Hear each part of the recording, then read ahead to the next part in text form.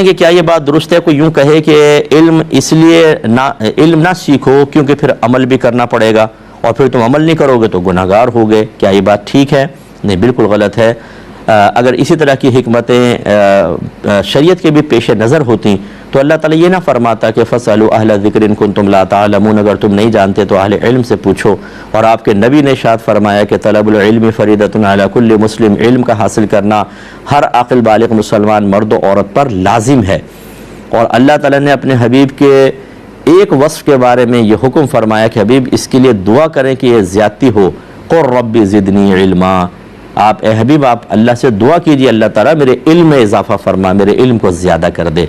तो इसलिए याद रखें कि नबी करीम का उम्मती हो और फिर वो बेचारा कम इल्म हो, मुनासिब बात नहीं है। मोहब्बत रसूल का तकाज़ा ये है कि कसरत से इल्म सीखें, उसके तकाज़े के मुताबिक अमल करें। जो अल्लाह ताला ने फरमाया या अय्युहल्लज़ीना आमनु दुखुलू फ़िस्सिल्मि काफ़ा, ऐ ईमान वालो इस्लाम में पूरे पूरे दाखिल हो जाओ।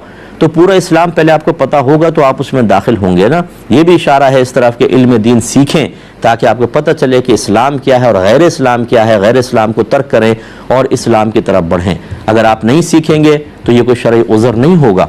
ऐसे तो फिर काफिरों को मादल्ला, ये आप क्या काफिरों को भी ये देना चाहते हैं भाई इस्लाम के बारे में ना सीखो, सीखोगे तो इस्लाम कबूल करना पड़ेगा और फिर उसके बाद मुकल्लफ बन जाएंगे, तो क्या उनके लिए भी दूर रहना सही होगा? बिल्कुल गलत चीज़ है, तौबा करनी चाहिए।